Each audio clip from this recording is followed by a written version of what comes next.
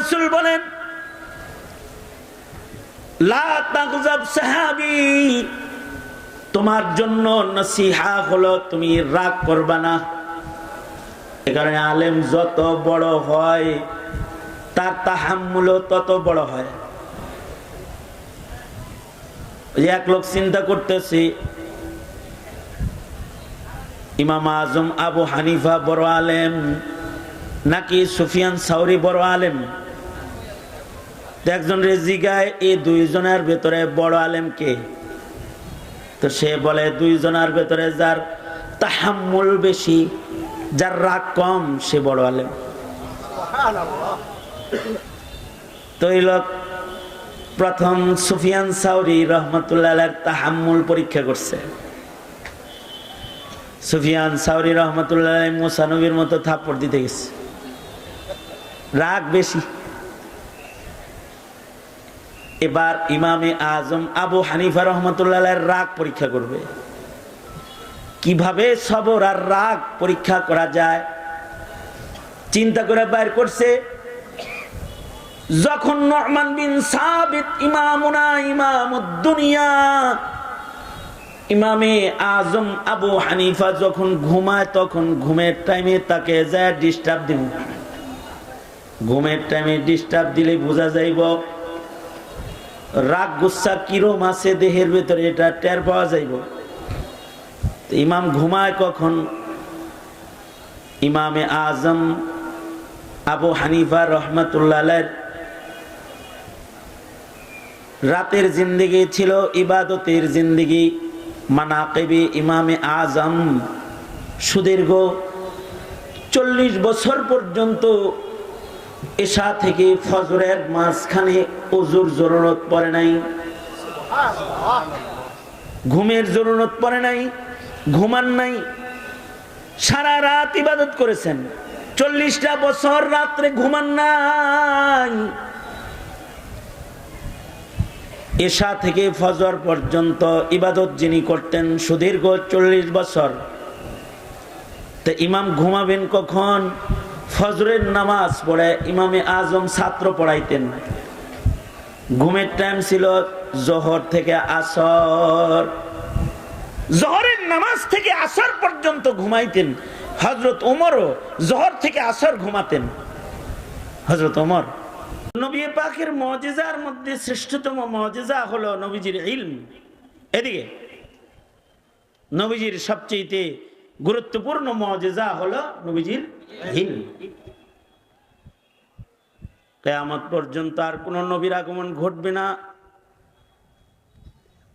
আমার নবী সাইয়্যিদুল মুরসালিন, নবীর খাতমে নবুয়ত, নবী পাকের নবুয়তের হিফাজত কিয়ামত পর্যন্ত হবে। ইলমি দ্বীনের মাধ্যমে হবে। নতুন কোন পয়গম্বর আসবে না। আমাদের নবীর নবুয়ত কিয়ামত পর্যন্ত চলবে জমিনে। যেই দৌলতের মাধ্যমে চলবে তার নাম ইলমি দ্বীন। নবীজি কিয়ামত পর্যন্ত উম্মতকে হিদায়াতের পথে চলার জন্য ইলমের আমানত দিয়েছেন।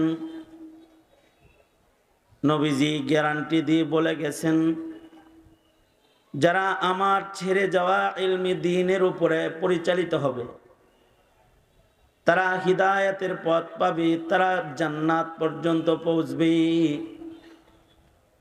আর যারা আমার ইলমের নূর থেকে দূরে চলে যাবে তারা কিন্তু গুমরাহ হয়ে যাবে। এটা আল্লাহ পাকের এলানও। এ কারণে আল্লাহ পাক এই ইলমের হেফাজতের জিম্মাদারি হাবিবের সম্মানে, হাবিবের রেখে যাওয়া ইলম হেফাজতের জিম্মাদার আল্লাহ তাআলা নিজে হইছেন। আমাদের নবীজির পূর্বে যত নবী আসছে তাদের ইলম হেফাজত হয় নাই, কিন্তু আমাদের নবীজির রেখে যাওয়া ইলম হেফাজত হবে কিয়ামত পর্যন্ত। ইন্না নাহনু নাযালনা যিকরা ওয়া ইন্না লাহু লাহাফিজুন। হেফাজত করবেন কে? আল্লাহ। আওয়াজ করে বলুন, হেফাজত করবেন কে? আল্লাহ। আল্লাহ তাআলা নিজেই হেফাজত করবেন। আমাদের নবীজির ইলম যেটা হেফাজত হবে, আমাদের নবীজির ছেড়ে যাওয়া ইলমের একটা গুরুত্বপূর্ণ দিক হলো নবীজির ইলম এত ব্যাপক যে নবীজির একটা কথাও উম্মত যদি কারোর কাছে পৌঁছে দেয় তো উম্মত হিদায়াতের পথ পেয়ে যাবে। এ কারণে আল্লাহর রাসূল বলেন, আমার ছেড়ে যাওয়া ইলম থেকে যদি একটি কথাও তোমরা পারো জিম্মাদারি নিয়ে আমার উম্মতের কাছে, তোমার অপর ভাইয়ের কাছে পৌঁছায়া দাও, বাল্লিগু আন্নি ওয়ালাউ আয়া, একটি কথা হলেও আমি নবীর পক্ষ থেকে আমার উম্মতের কাছে তুমি পৌঁছে দাও। নবীজির একটা কথা, এটাও যদি কেউ উম্মতের কাছে পৌঁছায়া দিল তো নবীর দেয়া একটা দায়িত্ব পালন করলো। নবীজির একটি কথা সেটি একটি শব্দেরও হতে পারে। নবীজির কিছু কথা আছে এত সংক্ষিপ্ত কথা যে মাত্র একটি শব্দের উচ্চারণ মাত্র। কিন্তু আল্লাহর রাসূলের ইলমের আলাদা আর একটা শান হলো, নবীজিকে আল্লাহ তাআলা জাওয়ামিউল কালিম বানিয়েছেন।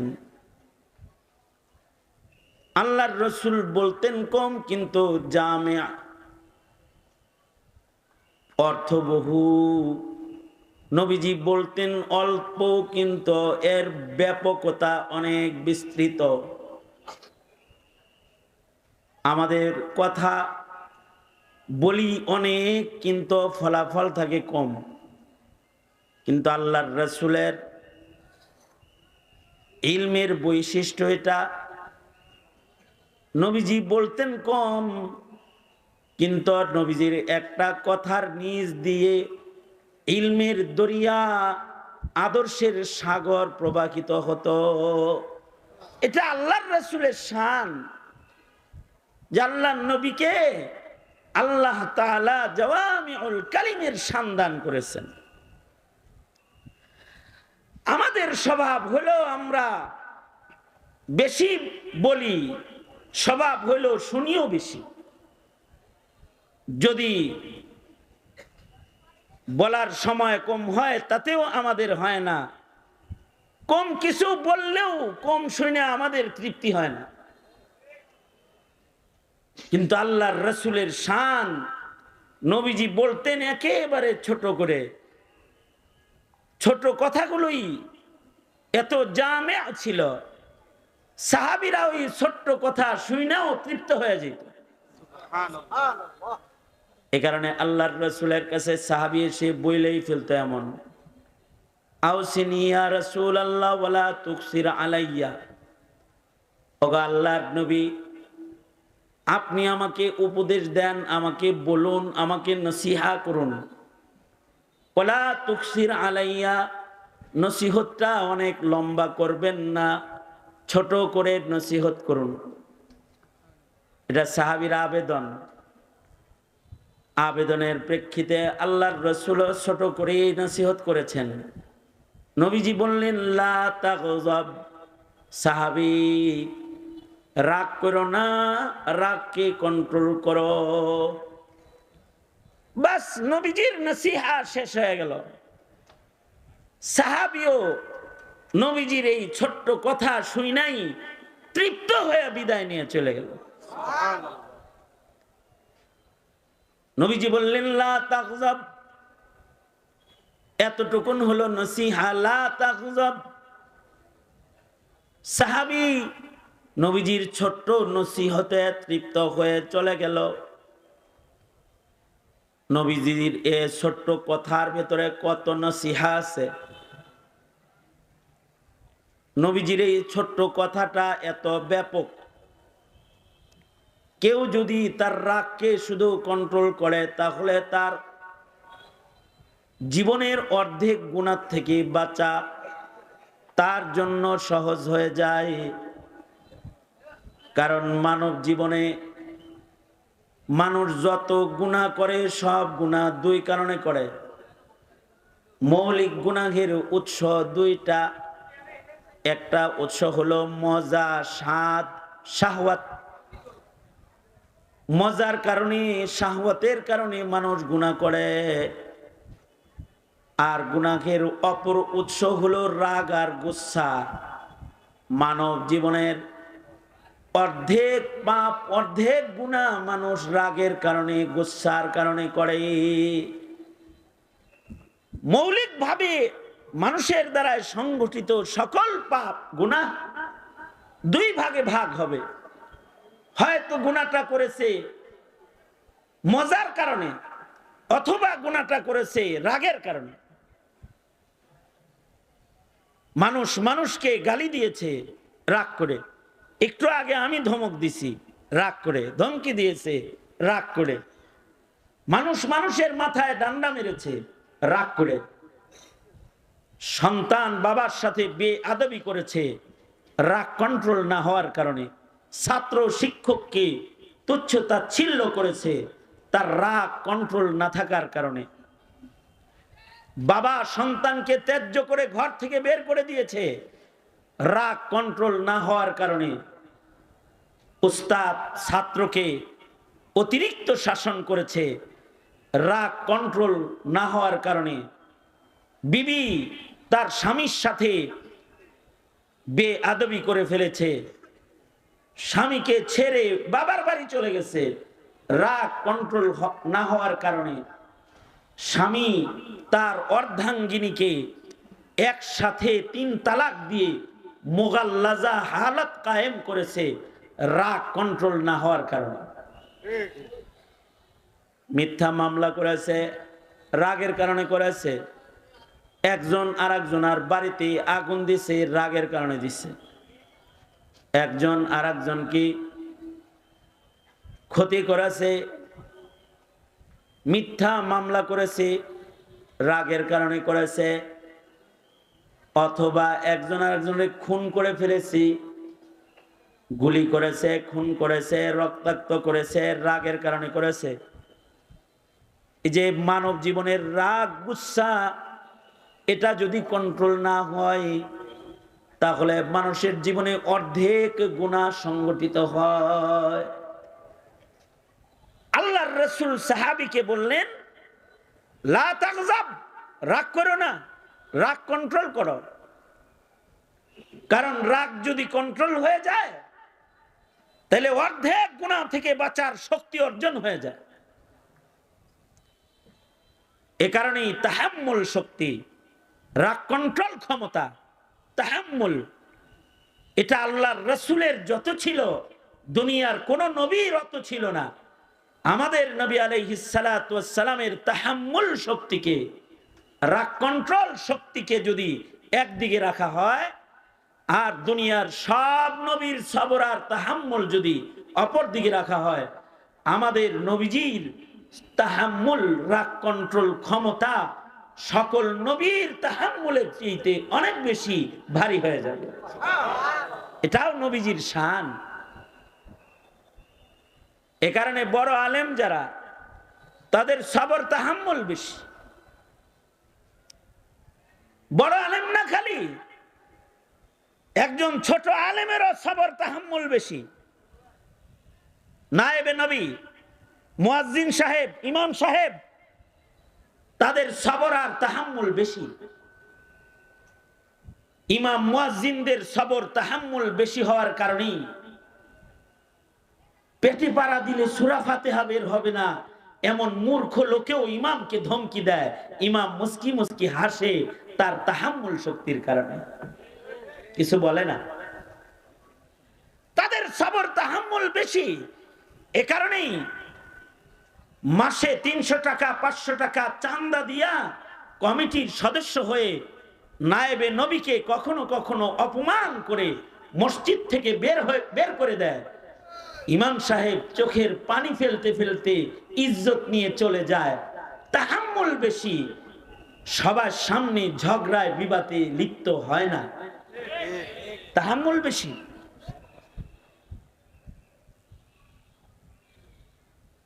রাজাকার বলছে খালি, তাতেই কিন্তু পতন হয়ে গেছে। কিন্তু আলেমরে খালি রাজাকার বলে নাই, জঙ্গি বলেছে, সন্ত্রাসী বলেছে, মধ্যযুগী বলেছে, মূর্খ বলে গালি দিয়েছে। শুধু গালি দিয়ে শেষ করে নাই, অন্যায় ভাবে তাদেরকে প্রহার করেছে। শুধু প্রহার করে শেষ করে নাই, আয়না ঘর শুধু না, অথবা রিমান্ডের টর্চার শুধু না, তাদেরকে বছরের পর বছর জেলখানায় আবদ্ধ করে রেখেছে। জেলের ভেতরে তাদেরকে কাউকে মৃত্যুবরণ করতে হয়েছে, জেল জীবনে তারা জীবন হারিয়েছে। কাউকে কাউকে বছরের পর বছর ফেরারি আসামি হয়ে ঘুরতে হয়েছে। এখনো পর্যন্ত শত শত মামলা, হাজার হাজার মামলার মাধ্যমে এদেশের নায়েবে নবী নির্দোষ মানুষগুলাকে হয়রানি যারা করেছে, এই আলেমরা কিন্তু তাদের প্রতিশোধ রাগ দিয়ে নেয় নাই। তারা গুসা শক্তিকে কন্ট্রোল করে তারাই বলেছে লা তাসরিবা আলাইকুমুল ইয়াউম, তোমাদের উপরে কোনো অভিযোগ নাই। তাদের যদি তাহাম্মুল শক্তি না থাকতো, তাহলে আলেমের বডিও 3.5 হাত, তোমার বডিও 3.5 হাত, তারও 2টা হাত আছে, তোমারও 2 হাতই আছে, তার 2টা চোখ আছে, তোমারও 2 চোখই। তুমি কি মনে করো তোমার বাহুর চাইতে মৌলবীর বাহুতে শক্তি কম? কিন্তু তুমি রাগ হয়ে অবৈধ পিস্তলের বাগ টেনে হেলমেট পরে পাহারাদার লয়ে গুলি করে মানুষ মারতে পারো, কিন্তু আলেমে দ্বীন অন্যায় ভাবে রাগ করে কাউকে একটা ধমকও দিতে পারে না, ধমকও দিতে পারে না। এটা তাহাম্মুল। আল্লাহর রাসূল বলেন লা তাগজাব সাহাবী, তোমার জন্য নসিহা হলো তুমি রাগ করবা না। এ কারণে আলেম যত বড় হয় তার তাহাম্মুল তত বড় হয়। এক লোক চিন্তা করতেছে ইমাম আজম আবু হানিফা বড় আলেম নাকি সুফিয়ান সাউরি বড় আলেম? একজন রেজিগায় এই 2 জনের ভেতরে বড় আলেম কে? তো সে বলে 2 জনের ভেতরে যার তাহাম্মুল বেশি, যার রাগ কম, সে বড় আলেম। তো এই লোক প্রথম সুফিয়ান সাউরি রহমতুল্লাহ আলাইহির তাহাম্মুল পরীক্ষা করছে। সুফিয়ান সাউরি রহমতুল্লাহ আলাইহি মুসা নবীর মতো থাপ্পড় দিতে গেছে, রাগ বেশি। এবার ইমামে আজম আবু হানিফা রহমতুল্লাহ আলাইহির রাগ পরীক্ষা করবে। কিভাবে সবর আর রাগ পরীক্ষা করা যায় চিন্তা করে বাইর করছে। যখন নু'মান বিন সাবিত ইমামুনা ইমামুদ দুনিয়া, ইমামে আজম আবু হানিফা যখন ঘুমায় তখন ঘুমের টাইমে তাকে যায় ডিস্টার্ব দিব। ঘুমের টাইমে ডিস্টার্ব দিলে বোঝা যাইব রাগ গুসা কিরম আছে দেহের ভেতরে, এটা টের পাওয়া যাইব। ইমাম ঘুমায় কখন? ইমামে আজম আবু হানিফা রহমাতুল্লাহ আলাইহি রাতের জিন্দেগি ছিল ইবাদতের জিন্দেগি। মানাকিবে ইমামে আজম সুদীর্ঘ 40 বছর পর্যন্ত এশা থেকে ফজরের মাঝখানে ওযুর জরুরত পড়ে নাই, ঘুমের জরুরত পড়ে নাই, ঘুমান নাই, সারা রাত ইবাদত করেছেন। 40টা বছর রাত্রে ঘুমান নাই। এশা থেকে ফজর পর্যন্ত ইবাদত যিনি করতেন সুদীর্ঘ 40 বছর, তা ইমাম ঘুমাবেন কখন? ফজরের নামাজ পড়ে ইমামে আজম ছাত্র পড়াইতেন। ঘুমের টাইম ছিল জোহর থেকে আসর, জোহরের নামাজ থেকে আসর পর্যন্ত ঘুমাইতেন। হযরত ওমরও জোহর থেকে আসর ঘুমাতেন। হযরত ওমর সারা রাত রাজ্যের কে কোথায় দুঃখে আছে না সুখে আছে দেখতেন। রাতের অন্ধকারে ঘুরতেন। আর জোহর থেকে আসর ঘুমাইতেন। ইমামে আজম আবু হানিফা রহমতুল্লাহ আলাইহি জোহর থেকে আসর ঘুমাইতেন, দোতলা বাড়ির দোতলায় ঘুমাইতেন, নিচতলায় গেট। ইমামে আজম আবু হানিফা কেবল শুইছে আর জোহরের নামাজের পরে কাইলুলায় ঘুমের টাইমে চোখটা কেবল লাগছে, এই সময় ওই লোক রাগ পরীক্ষা করার জন্য নিচতলার দরজায় করাঘাত করা শুরু করছে। ইমাম সাহেব আইন, ইমাম সাহেব মাসালা জানতে আইছি, মাসালা। ইমামে আজম দরজা খুইলার নিচে নামে আইছে। কয় কি মাসালা? কয় মাসালা বুইলা গেছি। ইমামে আজম বলে যখন স্মরণ হয় আবার আইসো। লোকটা গেছে, পাশে যায় বয়ে রয়েছে, এবার ঘড়ি দেখে আর কয় কেবল মনে হয় ঘুমাইছে।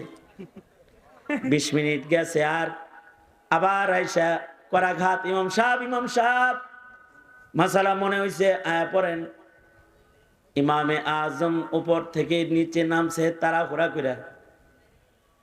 তাড়াহুড়া করে নামছে। যদি আবার কয় যে ভুলে গেছি, সত্যই তাই। নিচে নামার সাথে সাথে কয় আপনার আসার ধরন দেখে তো মনে হয় যে আমারে ধরতে আইতাছেন। এরকম কোনো কথা মনে থাকে নাকি? ভুলে গেছি। আশ্চর্য তাহাম্মুল ইমামে আজম আবু হানিফার। ইমাম বলে যাও আল্লাহর বান্দা, যখন স্মরণ হবে তখন আবার আইসো, যাও। লোকটা গেছে গা, যা 20 মিনিট পরে আবার যখন বুঝছে যে এখন একটু ঘুমের ভাব আইছে, আবার আসছে। এবার এসে আবার ডাকি, ইমাম সাহেব, ইমাম সাহেব উঠেন, উঠেন, দরজা খুলেন, মাসালাটা স্মরণ আছে, বলবো না এখন। ঘুম থেকে জাগ্রত হয়ে ইমাম নিচে নেমেছেন। নিচে এসে মুস্কি হেসে দিয়ে বলে কি মাসআলা আল্লাহর বান্দা বলো।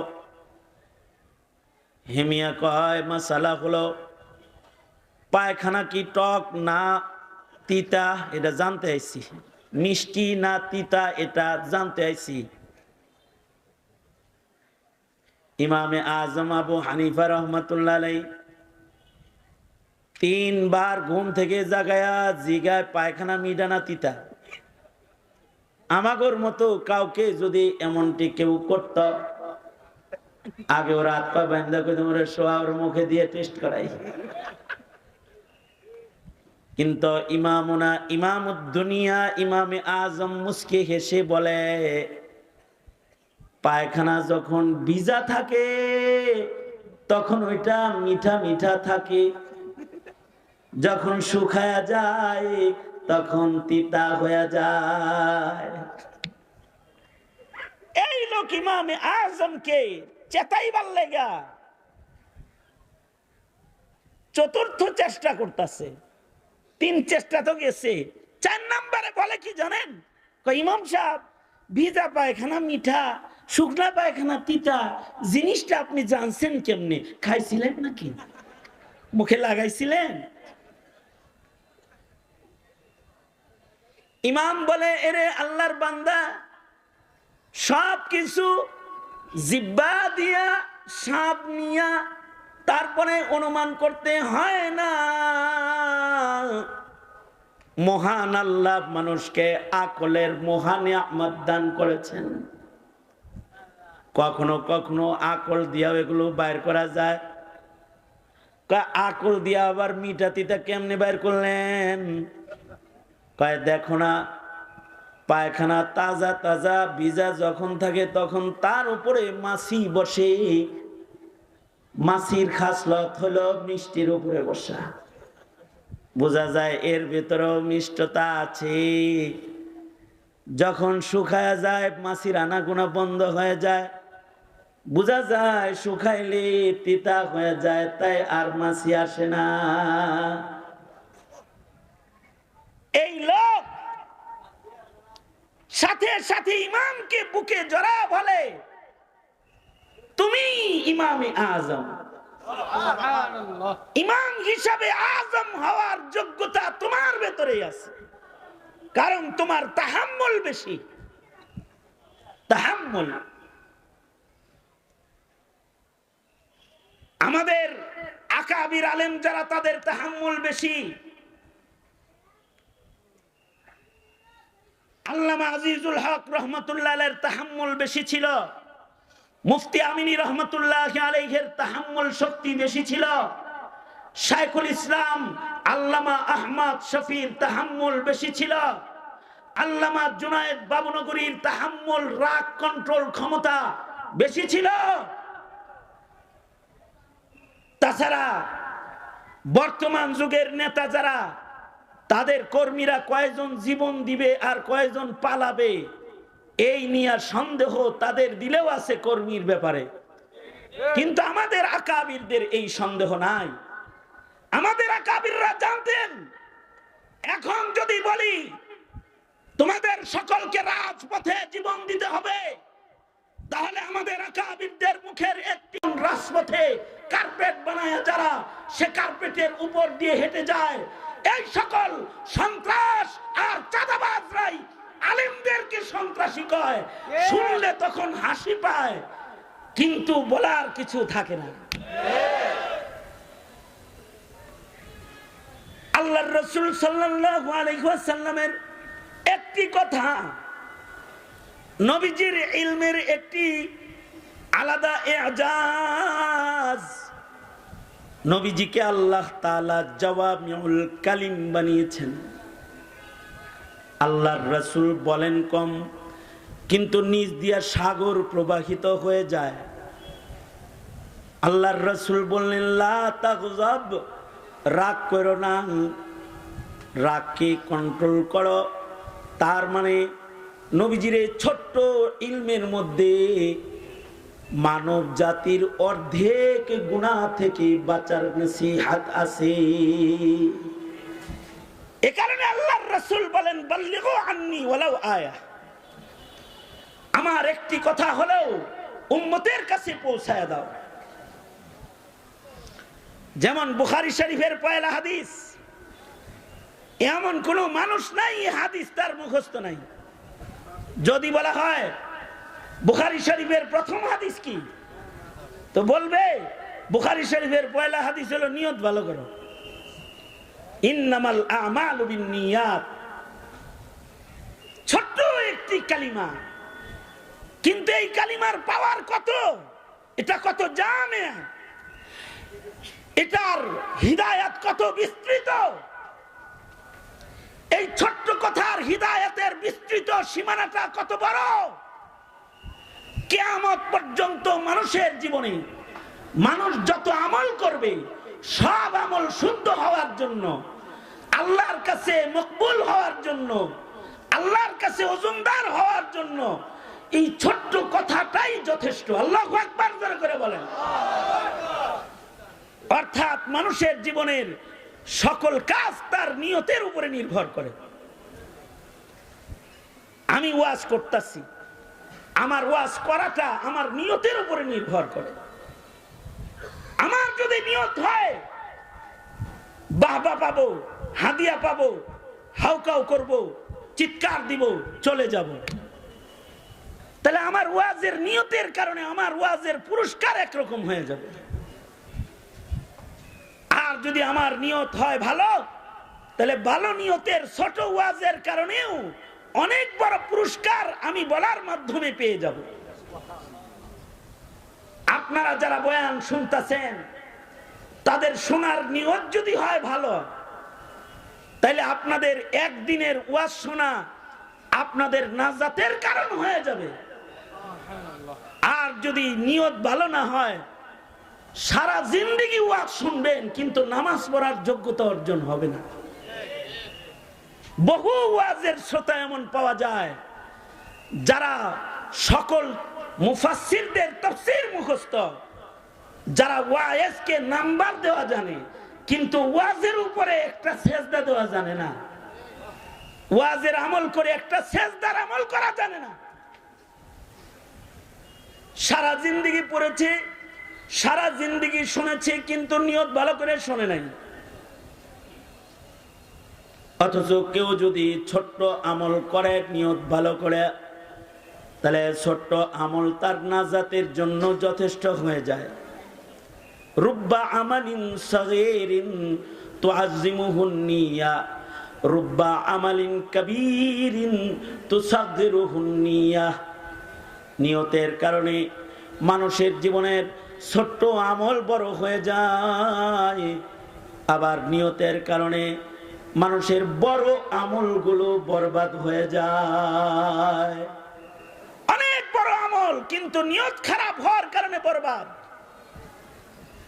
হাকিমুল উম্মত থানভী রাহমাতুল্লাহি আলাইহি নিয়তের আলোচনা করতে গিয়ে আজব একটা নুকতা বলেছেন। সেটা হলো এই যে মানুষের নিয়তের কারণে কখনো কখনো দেখতে মনে হয় গুনাহ, কিন্তু সওয়াব হিসাবে আমলনামায় উঠে যায়। দেখতে মনে হইতেছে গুনাহ, নিয়তের কারণে সওয়াব হিসাবে আমলনামায় চলে যায়।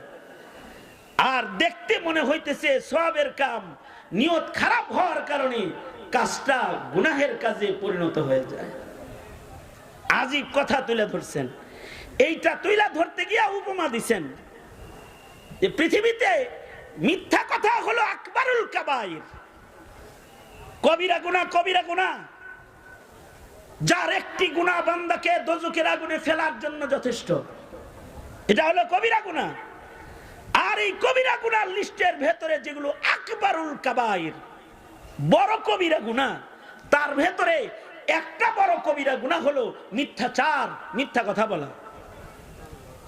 কারণ মিথ্যা উম্মুল মাআসি, মিথ্যার পেট থেকে হাজারো মিথ্যার জন্ম হয়, হাজারো গুনার জন্ম হয়।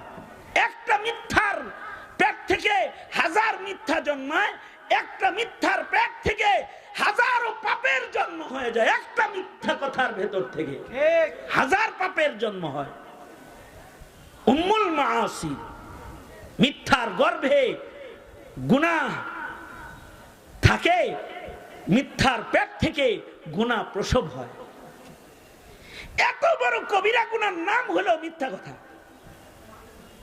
কিন্তু নিয়ত ভালো করে যদি এই মিথ্যা কথা কেউ কয়, তো সেইটা আবার গুনার লিস্টে যায় না। উদাহরণ দিতে গিয়ে হযরত থানভী বলেন, দুই ভাইয়ের কাজ্জা থামানোর জন্য কিছু মিথ্যা কথা কইছে। দুই ভাইয়ের ভেতরে, দুইজনের ভেতরে, বন্ধুর ভেতরে আদাওয়াত, দোস্তি নষ্ট হয়ে দুশ্মনী পয়দা হয়েছে দুইজনের ভেতরে। এবার খালি বদনাম করে একজন আর একজনের। মসজিদের এই কোনায় একজন নামাজ পড়ে, ওই কোনায় একজন নামাজ পড়ে, মাঝখানে যেটি থাকে হে বয়া বয়া হের বদনাম করে, ও বয়া বয়া হের বদনাম করে। একজন চিন্তা করলো একরে একটু কাছাকাছি করি, বদনাম করছে একদিন খুব।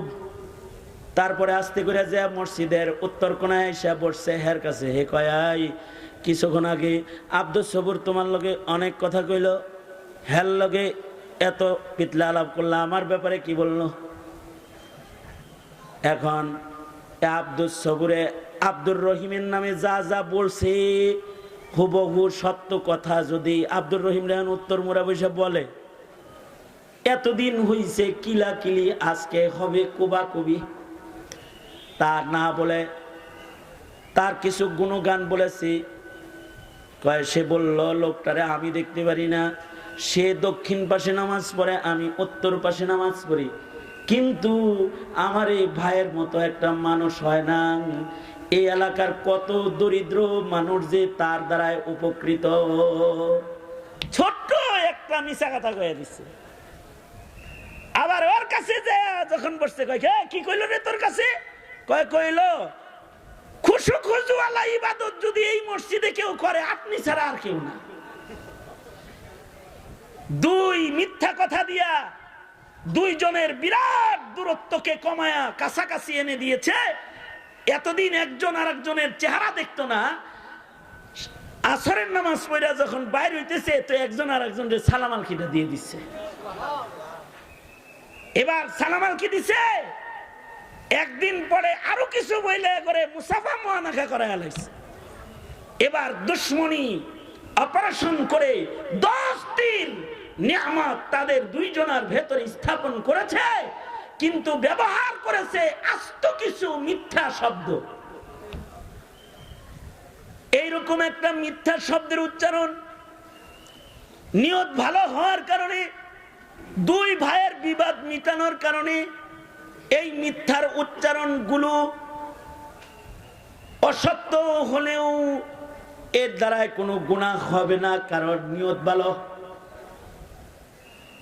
আর যদি একজন আর একজনরে খাওয়ায়, আমার একজন 6 মাস খুব খাওয়াইছে, 6 মাস আমার একজন খাওয়াইছে, অনেক খাওয়াইছে, এমন খাওয়াইছে যে আমি তার উপরে দুর্বল হয়ে গেছি। পরে কয়েক লাখ টাকা ধার চাইছে। এরপরে যে ফোন বন্ধ করছে, এখনো ফোন খুলে না, আমার ফোন ধরে না। তার মানে হেয়ার নিয়ত ছিল কিছু ধার নেওয়া, 15,000 খরচ করছে, তো 5 লাখ ধার দিয়েছে। পরে জানলাম যে আর একজনের সাথে এই কাম করছে, আবার জানলাম আর একজনের সাথে এই কাম করছে। কিছুদিন পূর্বে শুনলাম সে এখন দুবাই ব্যবসা বাণিজ্য করে।